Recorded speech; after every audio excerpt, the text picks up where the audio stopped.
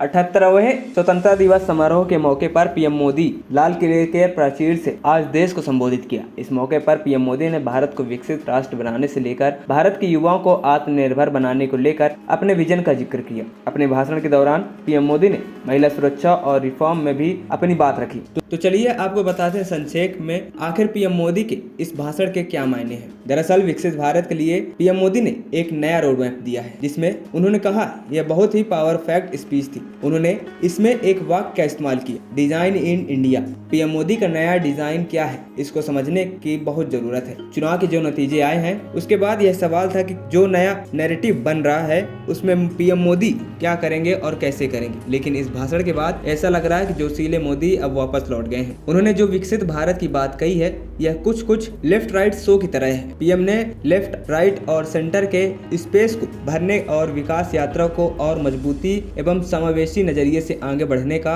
एक फ्रेमवर्क दिया है। पीएम मोदी ने अपने भाषण में एक शब्द स्वर्णिम भारत का जिक्र किया। उन्होंने भारत के लोगों की नई ऊर्जा को बढ़ाने और प्रेरित करने के लिए एक एक्शन पैक्ड एजेंडा रखा है, जैसे कि रोजगार के लिए अब क्या करने की जरूरत है। इसके लिए उन्होंने विजिबल इंफ्रास्ट्रक्चर के आगे इनविजिबल इंफ्रास्ट्रक्चर यानी सोशल इंफ्रास्ट्रक्चर या यूं कहें कि गवर्नमेंट्स की जो जीते दिखलाई नहीं पड़ती हैं उन पर फोकस किया है। वहीं पीएम मोदी ने अपने भाषण में रिफॉर्म पर भी सफाई दी है। उन्होंने कहा सरकार के सुधार पिंक पेपर के भारी भरकम आर्थिक खबर बनाने वाले घटनाक्रम नहीं है। यह बहुत गहराई वाला काम होने वाला है। इसके लिए नए किस्म के रिफॉर्म आएंगे जो हर इंसान की जिंदगी पर बहुत असर डालेंगे। वहीं आपको बता दें पीएम मोदी के भाषण से दूसरी बड़ी हेडलाइन यह निकली है कि जो लोग भारत की तरक्की से परेशान, निराशवादी हैं, भ्रष्टाचारवादी हैं, परिवारवादी हैं, उन पर हमला जोर जोर से होने वाला है। पीएम मोदी की इस चेतावनी को पिछले दिनों के घटनाक्रम से जोड़कर देखा जा सकता है। भ्रष्टाचारवादियों के खिलाफ जंग जारी रहने वाली है। यह बात हालांकि वह पहले भी कह चुके हैं, लेकिन इसमें गौर करने वाली बात यह रहेगी कि आने वाले दिनों में क्या होता है। वहीं पीएम मोदी अपने भाषण में आमतौर पर वह बहुत सारे इलाकों और वर्गों की बात करते हैं, लेकिन स्वतंत्रता दिवस के इस पूरे भाषण में उन्होंने एक राज्य और एक शहर का जिक्र किया है, वह था बिहार और नालंदा।